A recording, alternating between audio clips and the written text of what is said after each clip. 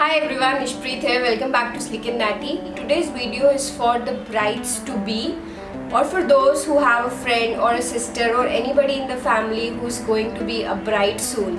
I'm going to show you how to make a veil for Indian brides.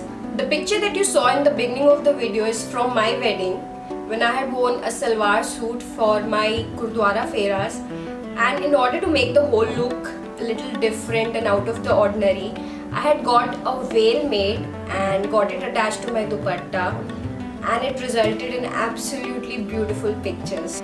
But I had a very hard time in getting it made because none of the tailors or the boutiques in my locality knew how to make it and weren't ready to help me out. It's only the high-end designers who make veils for Indian bridal outfits, but you know how much they charge. So in this video, I'm going to tell you how you can make a veil for your bridal outfit, which could be a salwar suit, a lehenga, a sari or anything, as long as it has a dupatta or a pallu which goes over your head.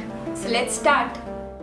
For making this veil, you will need 3/4 meters of white net fabric like this, which has small little motifs on it like flowers or leaves in gold or silver color depending on the work that is there on your wedding outfit. Next, you need about 2 meters long lace of your choice which will be attached to the border of the veil. Lastly, you need about 1 meter long strip of velcro tape in white color. The first step is to get your net fabric and the velcro tape dyed in the same color as your dupatta or sari pallu. For example, my dupatta was reddish in color, so I got my net and the velcro tape dyed in red. If you're living in northern part of India, then you can easily find these roadside dyers who dye dupattas. Even I got my veil dyed from one of these. However, in Bombay, I couldn't find a dyer. But here you can give your cloth piece to the good fabric shops and they get it dyed for you. Also note that when you get your net fabric dyed, it might not be exactly the same color as your dupatta because these are two different fabrics and different fabrics take different shades when dyed. However, you don't have to worry about it because net fabric will more or less reflect the color of the dupatta that it is attached to. So now let's start the tutorial, and before I proceed to the net fabric, I'll explain to you with the help of this paper what has to be done. Imagine that this is your piece of net cloth. First of all, fold it vertically into half like this. Now we have to draw a rectangle on it along the folded edge. Dimensions of this rectangle on the actual fabric would be 15.5 inch into 21.5 inch. Now draw a curved line inside this rectangle like this.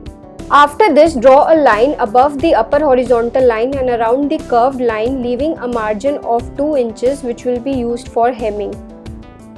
We will now be cutting along this outer line, and before that we will pin the folded fabric so that it does not get displaced while cutting.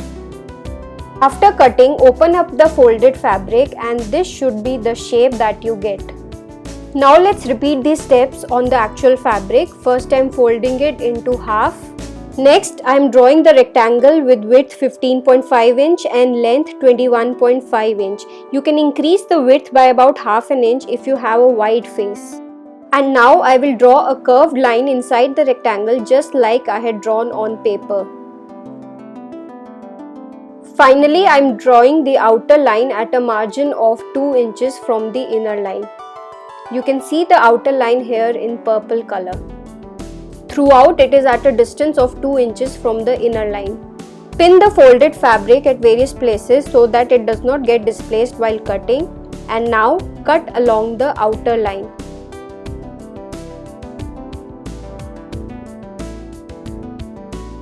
Open the folded fabric and we have now got the shape that we wanted. Now we have to hem the edges. For this, turn the fabric so that its wrong side is facing upwards. Fold the edge by half an inch twice like this and secure it in place with a pin. Repeat this all along the edge of the net cloth piece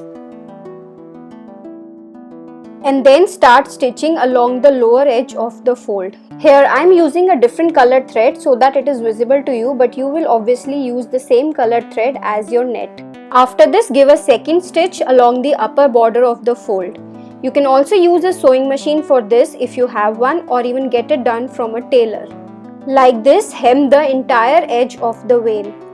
And you don't have to worry about the neatness of hemming as it will be covered by lace later on. So the next step is to stitch your lace all along the circular border of the veil, like this.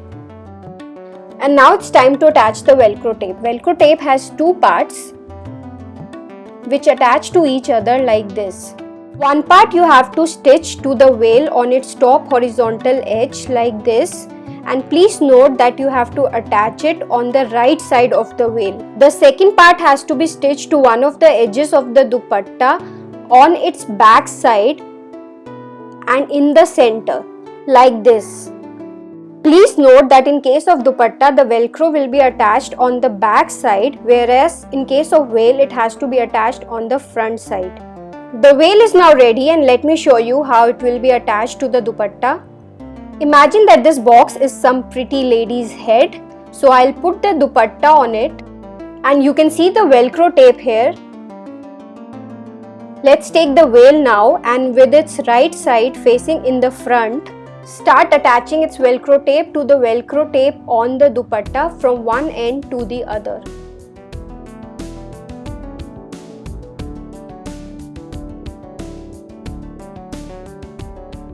You can now see the final look. Everybody in my family loved this veil on my wedding, and I hope you liked it too. Do subscribe to my channel for more such videos and connect with me on my Instagram account, which is Natty. Thank you so much for watching. See you guys next time. Bye.